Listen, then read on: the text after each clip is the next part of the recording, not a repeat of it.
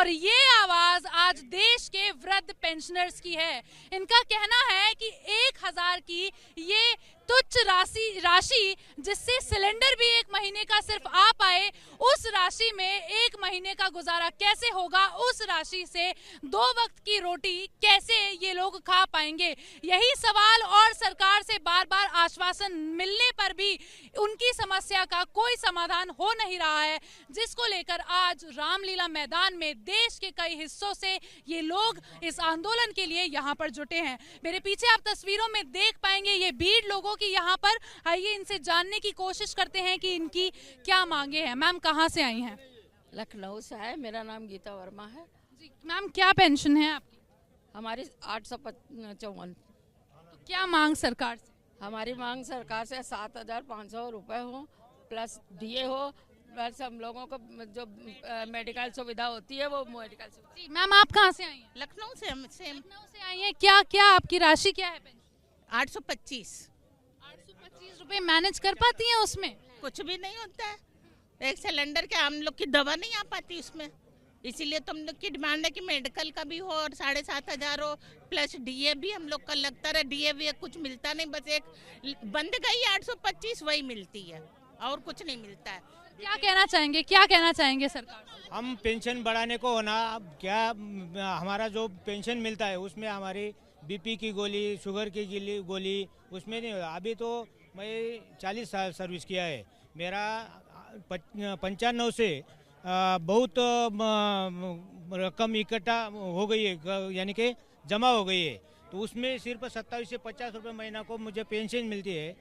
तो बढ़ाने को ना मेडिकल खर्चा। प्रधानमंत्री ने भी 2 बार आश्वासन दिया है आप लोगों को कि इस समस्या का समाधान किया जाएगा।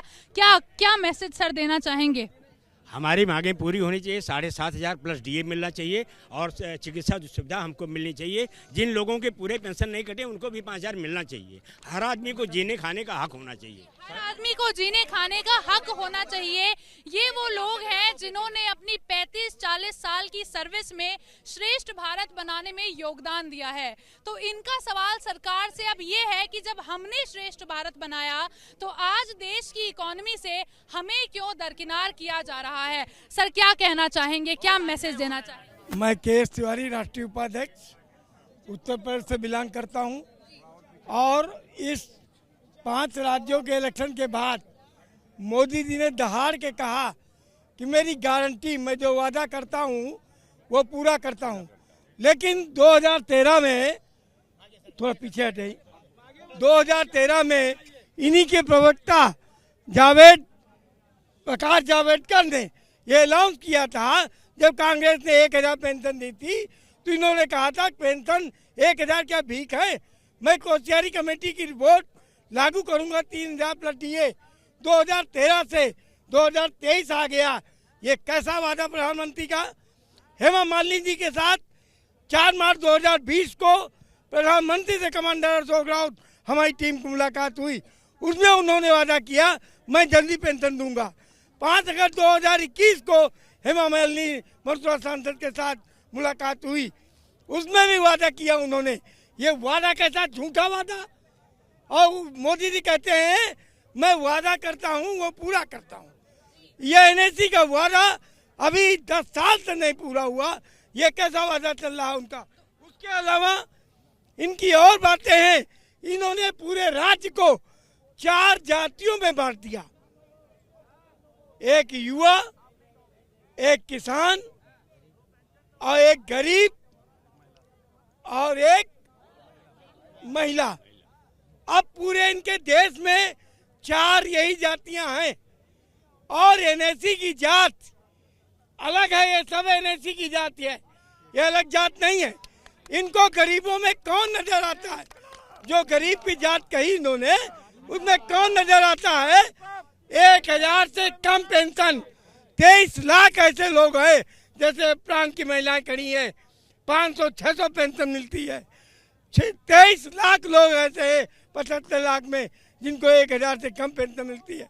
इससे ज्यादा कोई गरीब होगा? तो सवाल यही कि ये कैसे वादे, ये कैसी गारंटी जो पूरी नहीं हो रही हैं, ये कैसे वादे प्रधान प्रधानमंत्री मोदी ने किए हैं और ये कैसी गारंटियां दी हैं। अभी सर अगर ऐसा होता है, अगर आज आप लोगों की सुनवाई नहीं होती है, आगे क्या एक्शन होगा? मैं तो ये चाहता हूँ कि प्रधानमंत्री के ऊपर EPFO है, वो जो चाहता है वो करता है। इसने पहले 12 महीने में पेंशन की गणना होती थी, इसने देखा 30% ग्रोथ ऊपर बढ़ रहा है, तुरंत इसने 60 महीने में गणना कर दी और पेंशन कम होने लगी। तो जो कुछ सब मंत्री चाहते हो करते हैं और प्रधानमंत्री वादा झूठा करते हैं। इसलिए अगर ये इस हवा में न रहे कि मैंने 5 राज्यों को जीत लिया, अब 24 में भी झंडा लहराएंगे। NSE के 7.5 करोड़ लोग NSE के मेंबर हैं, अगर परिवार से जोड़ोगे तो 42-45 करोड़ हैं। ये 22 करोड़ 627 लाख वोट पा करके पूर्ण बहुमत में सरकार चला रहे हैं, इनको घमंड हो गया। हम NSE के लोग सरकार को बिगाड़ भी सकते हैं, सरकार को बना भी सकते हैं। तो अपनी जो पावर है उसका रियलाइजेशन पूरा है और कहना है कि हम सरकार को बना भी सकते हैं, हम सरकार को बिगाड़ भी सकते हैं। तो ये एक मनोबल के साथ, एक मजबूत इरादे के साथ लोग यहाँ पर मौजूद हैं और सरकार से मांग है कि इनकी जो डिमांड्स हैं उनको पूरा किया जाए, इनकी सुनवाई की जाए और जो आश्वासन प्रधानमंत्री जी 2 बार मिलकर इन लोगों को दे चुके हैं उस आश्वासन पर अमल किया जाए। कुछ कहना चाहेंगे सर? क्या जी एक मिनट जी कहिए। देखिए मैडम, भारतवर्ष के अंदर 77 लाख पेंशन कामगार पूरी 27 राज्यों में केंद्र शासित प्रदेश में है। हम सरकार से कोई मांग नहीं कर रहे हैं कि हमें बढ़ा के दे दो, जैसे गवर्नमेंट के लोग, स्टेट गवर्नमेंट के लोग, कोई निगम के लोग मांगते हैं 7वां आयोग दे दो, 8वां आयोग दो। हम हमारा पैसे में बढ़ोतरी मांगते हैं, हम हमारे पैसे में हमारी जो पूंजी है तो वो मांगते हैं। हम लोग का मंथली 417 रुपये, 541 रुपये और 1250 रुपये पेंशन फंड में कटता था पैसा। हम लोग ने अपनी पूरी सर्विस टाइम में ये पैसा गवर्नमेंट में दिया है पेंशन के लिए, और हमको पेंशन कितनी मिलती है? 500 रुपये। जितने 10 लाख रुपए करीब जमा है, पैसा नहीं मिलता है।